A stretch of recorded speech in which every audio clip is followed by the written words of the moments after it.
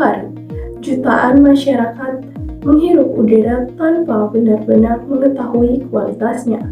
Padahal, di balik aktivitas yang berjalan normal, polusi udara masih menjadi ancaman nyata bagi kesehatan. Saya, Najifah Rizky Sino, hadir untuk menyampaikan informasi terkait isu pengendalian pencemaran udara di Indonesia yang memasuki tahun 2026. Inilah informasi selengkapnya. Menjelang awal tahun 2026, kualitas udara di berbagai kota besar Indonesia masih menjadi isu serius. Berdasarkan data resmi dari Direktorat Jenderal Pengendalian Pencemaran dan Kerusakan Lingkungan, banyak kota, khususnya di kawasan Jabodetabek, masih menunjukkan kualitas udara dalam kategori sedang bahkan tidak sehat, karena tingginya konsentrasi partikulat halus PM2,5 yang dihasilkan dari emisi kendaraan dan aktivitas industri. Partikel PM2,5 yang berukuran sangat kecil ini bisa menembus jauh ke dalam paru-paru manusia dan masuk ke aliran darah.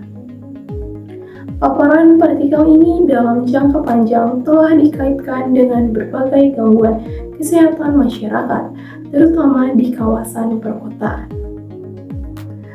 Studi ilmiah menunjukkan bahwa paparan PM2,5 dapat meningkatkan risiko gangguan pernapasan, termasuk sesak nafas, batuk berkepanjangan, dan memperoleh kondisi seperti asma dan penyakit paru-paru kronis. Anak-anak, lansia, dan penderita penyakit tertentu menjadi kelompok yang paling rentan.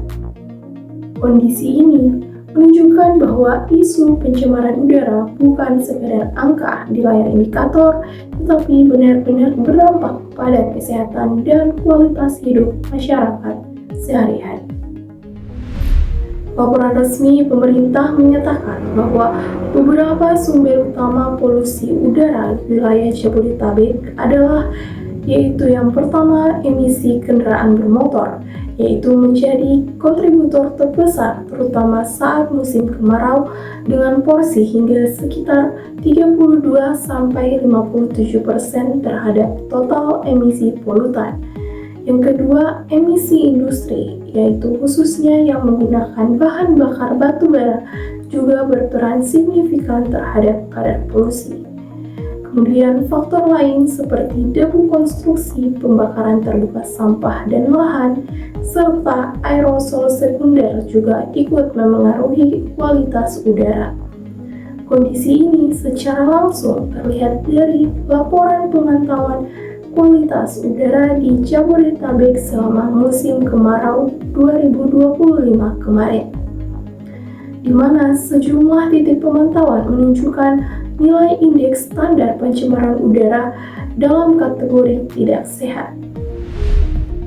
Kemudian, pemerintah Indonesia melalui Kementerian Lingkungan Hidup dan Badan Pengendalian Lingkungan Hidup terus menindaklanjuti kondisi ini dengan berbagai strategi pengendalian pencemaran udara, yaitu mendorong penggunaan bahan bakar yang lebih ramah lingkungan, memperluas pelaksanaan uji emisi kendaraan bermotor, memperketat pengawasan serta penindakan terhadap industri yang mencemari udara, serta meningkatkan koordinasi dengan pemerintah daerah dan berbagai instansi terkait. Langkah-langkah ini dilakukan secara terpadu agar pengendalian pencemaran udara berjalan lebih efektif, konsisten, dan tepat sasaran, sekaligus sebagai bentuk komitmen pemerintah dalam melindungi kualitas udara dan kesehatan masyarakat. Masuknya tahun 2026 bukan menjadi batas akhir perjuangan dalam pengendalian pencemaran udara di Indonesia. Tantangan seperti pertumbuhan kendaraan bermotor, industrialisasi yang masif, dan fenomena cuaca ekstrim tetap membutuhkan perhatian serius dari semua pihak.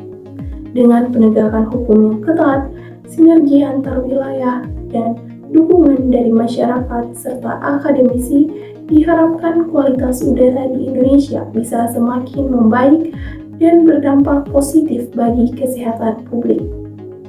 Demikian liputan saya, terima kasih atas perhatian Anda, sampai jumpa.